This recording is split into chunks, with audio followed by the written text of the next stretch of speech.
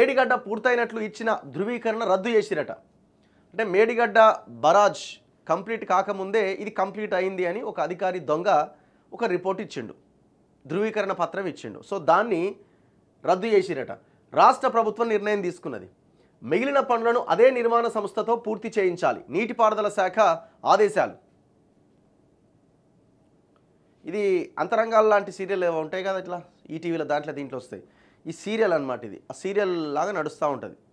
ఏమో కమిషన్ విచారణ ఎంతవరకు వచ్చంటే అవుతుంది కదా, ఎవడు అరెస్ట్ కాడు, ఎవడి మీద చర్యలు ఉండవు, ₹1 రికవరీ చేయరు. కాళేశ్వరం ప్రాజెక్టు 1,00,000 కోట్లు తెచ్చి దాన్ని కట్టిండు, 40,000 50,000 కోట్లే ఖర్చు పెట్టుంటారు, మిగతా అంతా మింగిరు దొంగలంతా. ఇప్పుడు ఆ డబ్బులు ఎక్కడున్నాయి, ఎక్కడ పోయినాయి, దేని మీద పెట్టిరు, అది రికవరీ చేయాలి కదా, దాని మీద కూడా ఫోకస్ ఉండాలి కదా. తప్పు ఎక్కడ జరిగింది అన్న దాని మీదనే విచారణ జరుగుతున్నది. ఇంకా మళ్ళీ అది కూడా కేవలం ఒక 3 బ్యారేజీల మీదనే విచారణ జరుగుతున్నది, మేడిగడ్డ, అన్నారం, సుందిల్ల. ఇది టోటల్ ప్రాజెక్ట్లో ఇది ఒక 20-30% అనుకుందాం. మరి మిగతా 70% ప్రాజెక్ట్ పరిస్థితి ఏంది? ఎవరి దగ్గర ఆన్సర్ లేదు దీనికి. మరి ఎందుకు మిగతా 70% మీద ఎందుకు మీరు విచారణ చేయట్లేదు? అరే అది మన మెగా కృష్ణారెడ్డిది కదా, మన కాంగ్రెస్ వాళ్ళకి దగ్గర, ఇక బీఆర్ఎస్ వాళ్ళకంటే అలానే పుట్టిండు, అలానే పెరిగిండు. బీజేపీ వాళ్ళకు కూడా దగ్గరనే. అడిగేటోడేవాడు? మేడిగడ్డ బ్యారేజీ నిర్మాణం పని పూర్తయిందని నిర్మాణ సంస్థకి ఇచ్చిన ధృవీకరణ పత్రాన్ని, వర్క్ కంప్లీషన్ సర్టిఫికేట్ రద్దు చేయాలని రాష్ట్ర ప్రభుత్వం నిర్ణయం తీసుకున్నది. ఈ మేరకు చర్యలు తీసుకోవాల్సిందిగా సంబంధిత ఇంజనీర్లను ఆదేశించింది. పని పూర్తి కాకుండానే చట్టవిరుద్ధంగా ఇచ్చిన సర్టిఫికేట్ను రద్దు చేయడంతో పాటు మిగిలిన పనులను నిర్మాణ సంస్థతో పూర్తి చేయించాలని సూచించింది.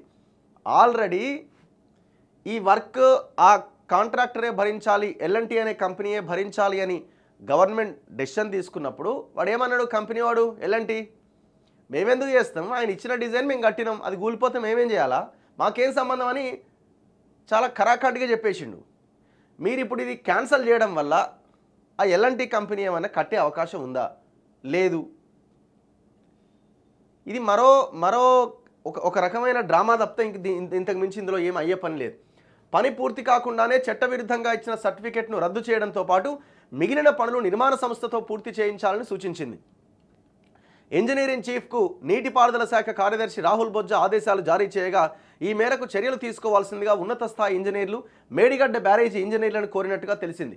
దెబ్బతిన్న నిర్మాణాలకు మరమ్మతులు చేయాలని, ఒప్పందం ప్రకారం పెండింగ్లో ఉన్న పనులను పూర్తి చేయాలని కాంట్రాక్టర్కు లేఖ రాసిన ఇంజనీర్లు ఇవేమీ చేయకుండానే పని పూర్తయినట్లుగా ధృవీకరణ పత్రం ఇవ్వడం, ఒప్పందానికి భిన్నంగా పని పూర్తయినట్లు సర్టిఫికేట్ ఇవ్వాలని కాంట్రాక్టర్ కోరి తీసుకోవడాన్ని విజిలెన్స్ అండ్ ఎన్ఫోర్స్మెంట్ తప్పుపట్టింది. ఒప్పందం ప్రకారం క్రిమినల్ ప్రాసిక్యూషన్కు చర్యలు తీసుకోవాలని సిఫారసు చేసింది. ఇప్పుడు ఎంతమంది వాడిని ఇప్పుడు ఎవడైతే ఆ ధృవీకరణ పత్రం ఇచ్చాడో వాడిని అరెస్ట్ చేసిరా? ఈ టోటల్ కాళేశ్వరం ప్రాజెక్టు మీద విచారణ ఎన్ని రోజుల నుంచి జరుగుతున్నది? ఒక్కడినన్ను అరెస్ట్ చేసిరా ఇప్పటిదాకా? కాళేశ్వరం మీద వీళ్ళు ఒక కథనం రాసిర్రు.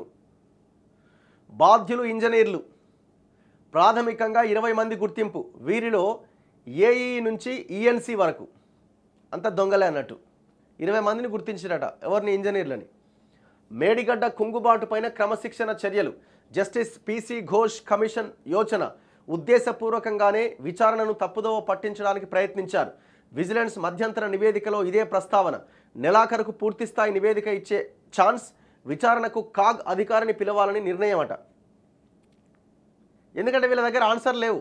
ఏమంటున్నట్టు వీళ్ళు కుసబెట్టి అడుగుతుంటే తెలియదు, మర్చిపోయినా గుర్తులేదు. ఇదే మర్చిపోయినా గుర్తులేదు, తెలియదు. రీసెంట్గా పీసీ ఘోష్ కమిషన్ ఈ ఇంజనీర్లందరినీ ఒక్కొక్కరిని పిలిచి విచారించింది, ఏం జరిగిందని. గుర్తులేదు, మర్చిపోయినా తెలియదు. ఫస్ట్ వీళ్ళ మీద కేసులు బుక్ చేసిన తర్వాత రాష్ట్ర ప్రభుత్వం ఏం చేయాలంటే వాళ్ళ ఆస్తుల లెక్క ఎంతో బయటకు తీయాలి. ఇంతవరకు వాళ్ళు సంపాదించిన ఆస్తులు ఎంత, వాళ్ళకు వచ్చిన జీతం ఎంత, ఆ ఇంజనీర్లది ఎవరెవరిదైతే ఉన్నదో. అండ్ ఇంకొకటి, ఈ ఒక్క మేడిగడ్డలోనే 20 మంది అధికారులు ఇంతమంది దొరికితే, ఇంత అవినీతి జరిగితే, మొత్తం కాళేశ్వరం ప్రాజెక్టులో ఎంత అవినీతి జరిగింది? మరి దాని మీద రేవంత్ రెడ్డికి ఎందుకు ఆలోచన వస్తలేదు? ఓన్లీ 3 బరాజులకు ఎందుకు మనం పరిమితం అవుతున్నాం? మొత్తం కాళేశ్వరం ప్రాజెక్టు, మల్లన్న సాగరు, కొండపోచమ్మ సాగరు, రిజర్వాయర్లు, టన్నెల్స్, ఇవన్నింటి మీద మనం విచారణ చేయాలన్న ఆలోచన రేవంత్ రెడ్డికి ఎందుకు వస్తలేదు? రేవంత్ రెడ్డికి వస్తలేదు, అడిగేటోడు కూడా అడుగుతలేడు. బీజేపీ వాళ్ళ అడుగుతలేరు, వాళ్ళు ఉన్నారో లేరో కూడా తెలుస్తలేదు. ఇక బీఆర్ఎస్ వాళ్ళు వాళ్ళు మొత్తం సర్వనాశనానికి కారణం వాళ్ళే కాబట్టి వాళ్ళు అడగరు. మీడియా అడగదు. ఎందుకు అడగదు? వాళ్ళే కదా డబ్బులు ఇచ్చేది, యాడ్స్ పేరుతో రకరకాల దీంతో.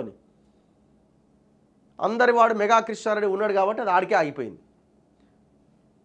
అసలు ఈ విచారణ నిష్పక్షపాతంగా జరుగుతుందా అని అంటే కమిషన్ ఏం చేస్తుందండి? కమిషను మొత్తం అంతా విచారిస్తుంది, ఒక రిపోర్ట్ తయారు చేసి రాష్ట్ర ప్రభుత్వానికి ఇస్తుంది. అల్టిమేట్గా మళ్ళీ చర్యలు తీసుకోవాల్సింది రాష్ట్ర ప్రభుత్వం. కమిషన్ ఏం అరెస్ట్ చేయండి అని చెప్పదు కదా. కమిషన్ ఏం చేస్తుంది? ఒక నివేదిక రిపోర్ట్ తయారు చేసి రాష్ట్ర ప్రభుత్వం చేతిలో పెడుతుంది. అది అసెంబ్లీలో చర్చకు పెడతారు, అసెంబ్లీ ముందు పెడతారు దాన్ని. రాష్ట్ర ప్రభుత్వం జరుగుతున్న వ్యవహారాలు బయటకు వస్తున్నప్పుడు రేవంత్ రెడ్డి నిర్ణయం తీసుకోవాలా. కాళేశ్వరం ఓన్లీ దీని మీదనే ఎందుకు, మిగతా వాటి మీద కూడా ఫోకస్ చేయాలన్న ఆలోచన మీకు రావాలా? వస్తలేదు.